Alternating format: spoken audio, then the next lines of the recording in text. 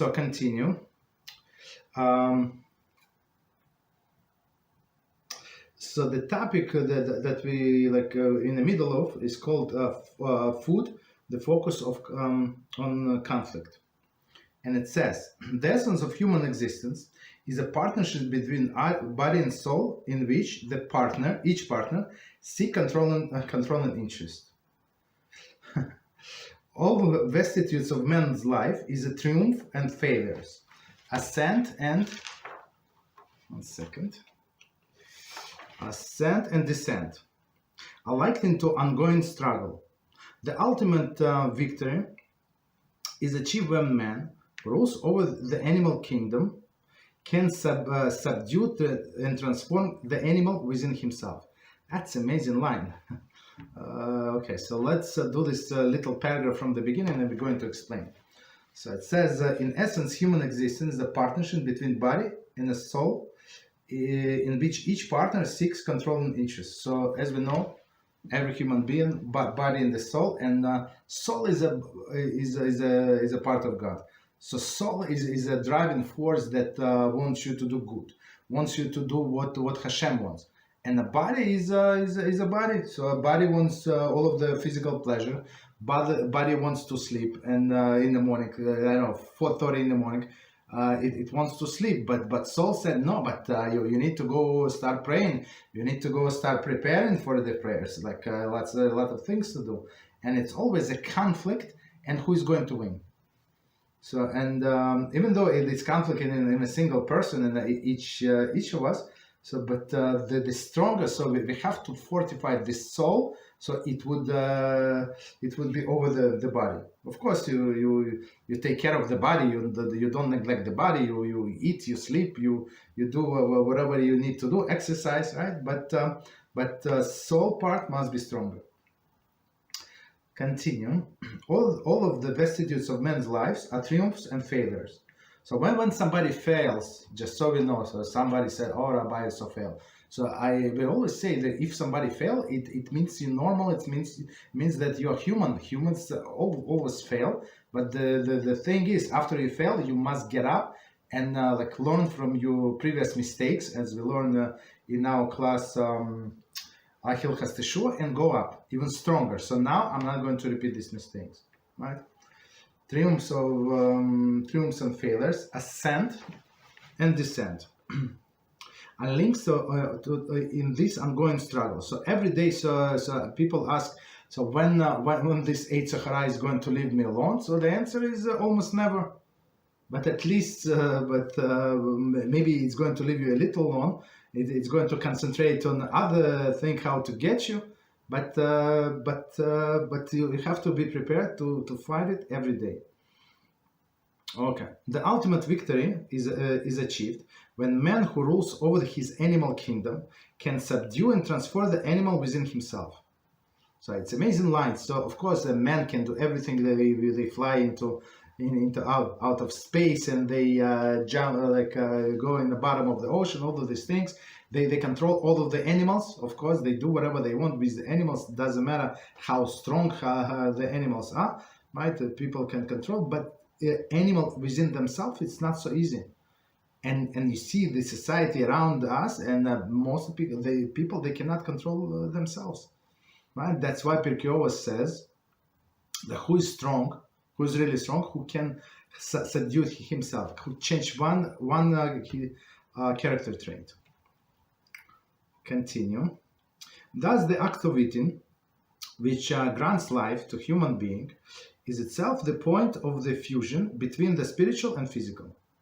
It is the place where the combatants engage, where the ongoing struggle to forge the productive relationship between the physical and the spiritual are its fiercest.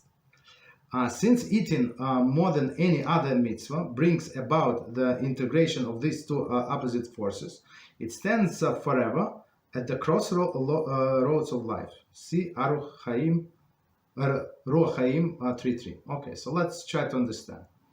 So let's start from the beginning and we're going to explain. That the act of eating, which grants life to the human being, is itself point of fusion between spiritual and physical. So how's it fusion between spiritual and physical? So in a simple level, so we tried first to understand many things on a simple level, not Kabbalistic level. So on a simple level, a person must eat in order to live, right? And in order for you to be spiritual, in order for you to learn Torah and do mitzvahs, you have to eat, right? So in a sense, so we transform this physical food into spirituality. So what gives the boost to spirituality, that a person is alert, he can do mitzvahs, is the physical food. It is place where the combatants engage, right? So are we going to eat because we like the food, right, and attack food as an animal, or in my mind, I need to get strength, I need to get proteins and all of these nutrients, nutrients in order to be able to serve God, right? So combat and engage. Whether I'm going to struggle is to forge productive relationship between the physical and the spiritual, right? Eating is the most physical thing, right? All of the animal and fish and insects they eat, right? And same in this sense, a person is on very low level, like all of the other creatures, right? And the spiritual, right? So, and it's also a fight. Why you eat? Because you want to be holy, or just because you want to be satiated? Since eating is more than other mitzvah, brings about integration of these two opposite forces. It stands forever as a crossroads of life. So it's very interesting. That's when the like physical and spiritual comes together. And as we said last time, if you combine two, you're going to sanctify your food, and your table, your dining table is going to be like mizbeach, like an altar. And you even though you're not a Kohen Gadol, you've been in a sense as Kohen Gadol. So, and it's actually possible to achieve, and it's actually a requirement for every Jew. If you read Mislas Hashirim, that's what it says. He give you steps of building up your character, but that's he said it's for everybody. It's not like for some people. Perhaps this helps to explain why Zohar refers to eating time as a time of war. Very interesting. Why? Controlling and directing this primal desire as a front line in ongoing battle for primacy between the sacred and mundane elements, of which man is comprised. This may be explained in the relationship between the words lechem, bread, and locheim, warrior. Okay, so let's do this piece again, separate. It's now we're going to Zohar a little, right? So one more time, and we're going to explain. Perhaps this explains why the Zohar refers to eating as a time of war. So one of the explanations, as we said, which side is going to gain control, your physical side, like right, or your spiritual one. Controlling and directing the primal desire is to front line in ongoing battle for primacy between sacred, meaning your soul, right, and mundane elements in which man is comprised. Okay, that's why. So it's lechem. Lechem is a bread, and locheim is a warrior. Okay, continue. Rabbi Elimelech of Lezhensk taught that tzaddikim have little difficulty focusing on thoughts properly when they pray. Their minds are always pure and clean. It is when they eat that they must struggle to elevate the physical act and unleash their spiritual potential. So it's very, very interesting. So let's so you see the author takes like little pieces from different books and different ideas and combine into one. So Rabbi Elimelech Milezhensk, I think he's from 17th century, 18th century, I think, taught that tzaddikim have little difficulty focusing on their thoughts properly when they pray. and their minds are always pure and clean. So that's I've been asked this question many times. How do you concentrate? How you when you learn, when you have this time for mincha, and how can you prepare, especially in a work environment? Everybody gathers for mincha. So, and it's exactly like this time start on time and finish in 10 minutes. Whatever, yeah, in a work environment, yeah, like 10, 13 minutes.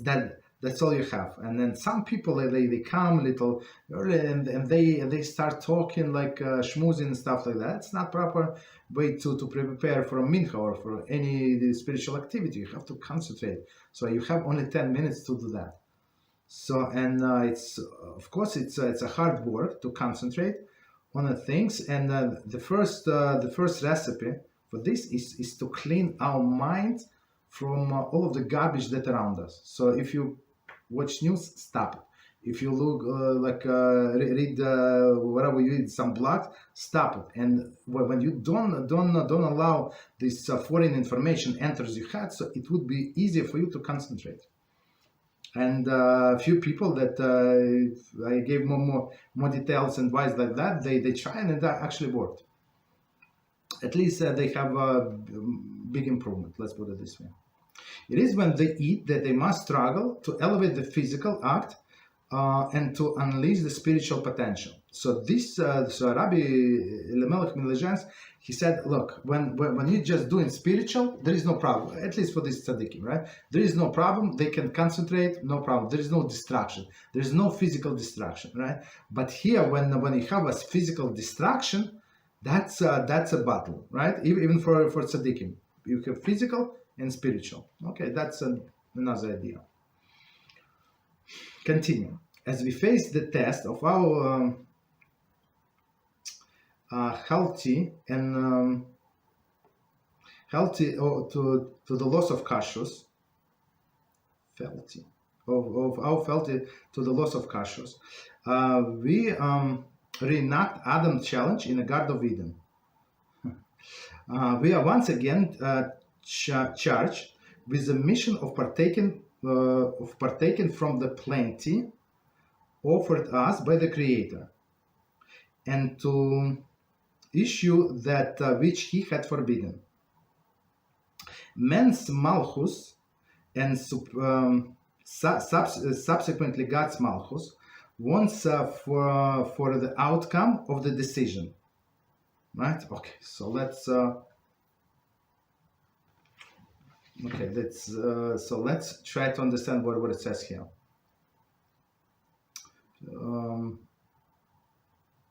Shall we partake in plenty of Creator? So it says here, okay. So we have this our loss of kashrut, right? And same as Adam, right? In some sense, Adam was also given the laws of kashrut. So kashrut is basically the thing what we are allowed to eat and what we are not allowed to eat. So his test was, of course, on one sense, in some sense, like simpler than we have, because he had only one food that is forbidden. We have many more foods that are forbidden. But needless to say, so we have to learn from Adam and not to follow his example. All right, continue. Why? And it says, the last sentence says, man's malchus. Malchus is a kinghood, right? And subsequently, God's malchus waits for outcoming of decision. So basically, to elevate ourselves. So in some sense, it's like little Kabbalistic what is written here. So we can do it through the laws of kosher.